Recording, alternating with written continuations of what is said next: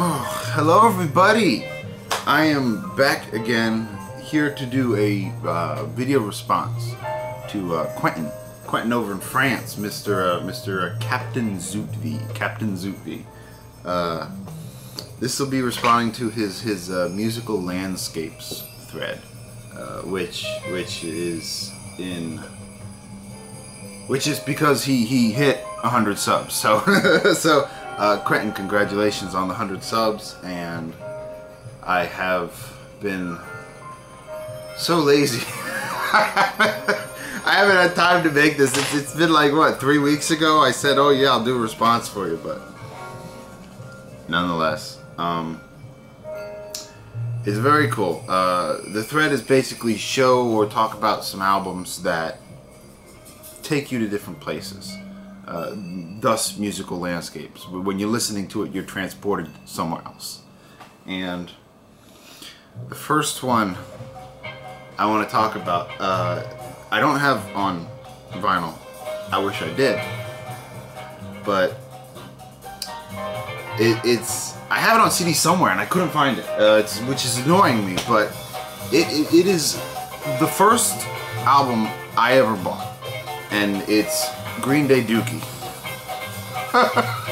I know that seems silly, and you're gonna be like, wait, how does that take you somewhere else?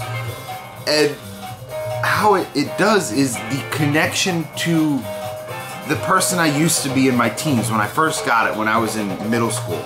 I didn't buy it when it first came out, I think in 94. I got it in like 97, I think, 98, a couple years afterwards. I was in middle school, 6th, 7th grade, I think. I can't remember. But it was the first album I bought. And just literally the opening line on the first song, Burnout, you know, I declare I don't care no more. That was me. My whole attitude in middle school just changed. It was like, it was weird. It was like, I don't know. I can't describe it, but I became very lax about things, you know. I stopped worrying so much. I became a much more mellow person, you know.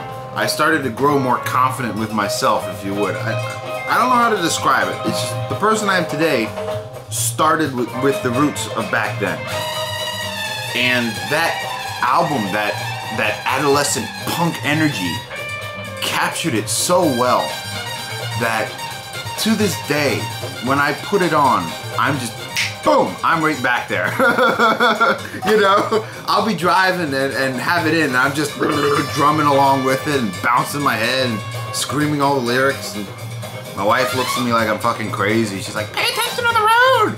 I'm like, no, I can multitask. You know? But shit, I'm gonna listen to that record now. I am so gonna listen to that record now.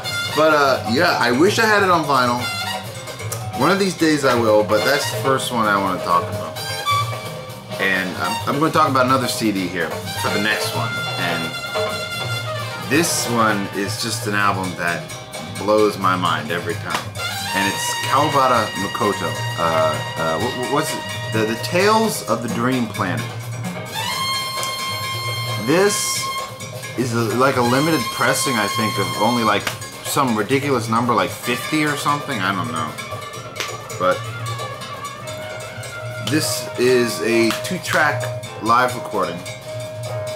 The first track, She Came from the Shining Sea, is 42 minutes long, and it's just this beautiful guitar drone that like loops and sort of layers it over with a little bit of synthesizer or something, reverb in the background. I can't exactly touch on what it is.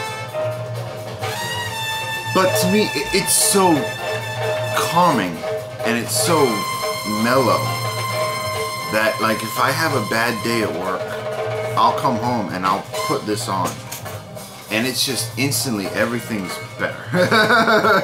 You know, it brings me into a deep, tranquil sea, and I'm just floating with the music.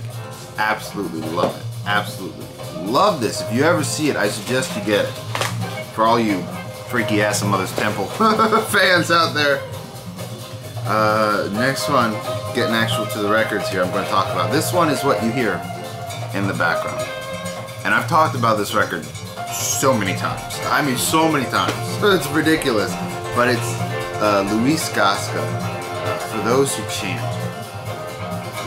This record, aside from being a kick-ass, you know, jazzy, funky, spiritual Latin record, was also the album that started me on my Blue Thumb track. I had come across this by accident when I was looking for a different record, and I was like, wow, you know, this looked really cool, because all the people that play on it, it's like ridiculous. You have Luis Gasca, who plays trumpet and flugelhorn, Joe Henderson on here, Carlos Santana, Neil Schon, right? Lenny White, Mike Shreve, Stanley Clark, so many other people, I don't even know who the hell they are. They all played in the Santana band, so it's like a Lost Santana album. Hadley Callman, yes, Hadley Callman. That's what I was thinking about as well. Basically a Lost Santana record, if you would, because Luis Gasca played with Santana, so when he cut his own record, he had the Santana band come in and play with him. But this just, you gotta move with it. You know what I mean? And I absolutely love it.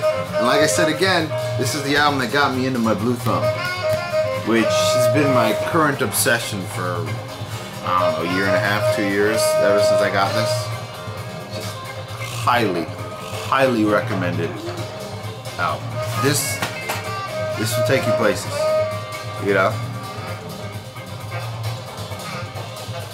Don't even need to talk about it, just listen. Oh, next one that I pulled out is Frippin' Eno, No Pussyfooting. This album just, it's like, I described this album before, and the words I used, I think it was like, it's almost as if you're in a spaceship and you're just traveling a huge distance, and the music just sort of travels along with you. You know, obviously Robert Fripp's guitar playing, you know, blended in with, you know, the ambience of, you know, Eno's synthesizer work, and it's just a fantastic mix. And like I said, it's almost like you're traveling. I'll put this on and I'll lean back in my lazy boy, and, you know, assuming I'm alone and I have the time, I'll just close my eyes, and it's just like I'm drifting with it. It just carries you, and I love that. And this is the album that really, it makes me think of space rock, and I have this wonderful obsession with space rock. And this just makes me think of that, even though it's not that. It's not psychedelic or overtly spacey, but there's touches of that. And it's a very subtle record, if you would. But definitely, this one just carries you along. Absolutely love it. Love it, love it, love it. And the last one I got to show is one of my all-time favorite records. One of my all-time favorite records. And I started, I want to say like maybe freshman year of high school. I started getting into Frank Zappa really big. My dad was a Frank Zappa fan, and he had a couple of his albums, and one of them he had on CD was Joe's Garage. Joe's Garage. I got the box set here. But this album I just listened to constantly. I mean, all of, even now, but all of my high school years, it was just, this was always playing. It was constant, and I got my sisters into it too, which is really, really cool. That, you know, they would jump on the Frank Zappa bandwagon with me. But this was the first Frank Zappa album that I got into, the first experience with Frank Zappa.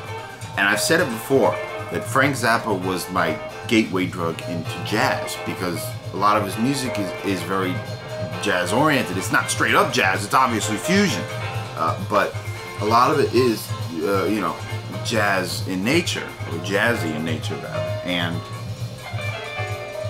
this was the first album that really started to open my mind and expand into going towards new areas within music, as opposed to just what I always used to listen to was, you know, rock and alternative, you know, stuff like that, you know, heavy metal. But this album, Joe's Garage, is the reason that I like the music I like today. The reason that I obsess over, you know, all these cool obscure jazz albums and fusion and progressive.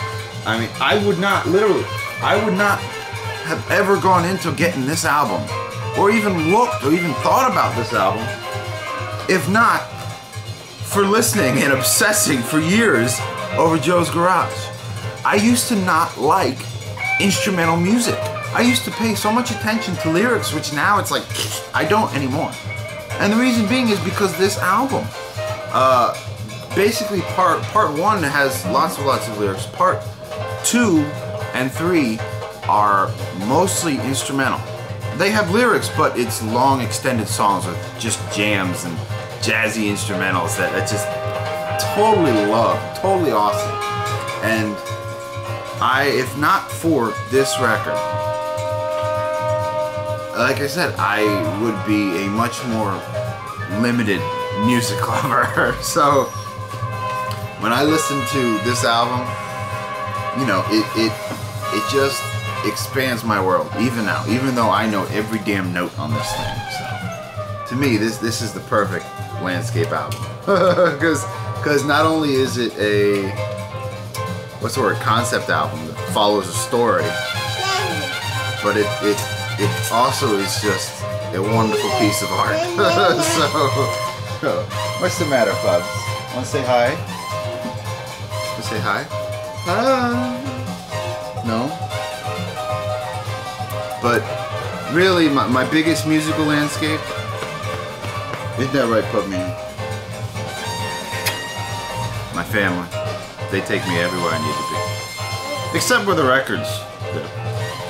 Right, babe? Quentin, once again, congratulations. And I hope you dig my response. Till next time.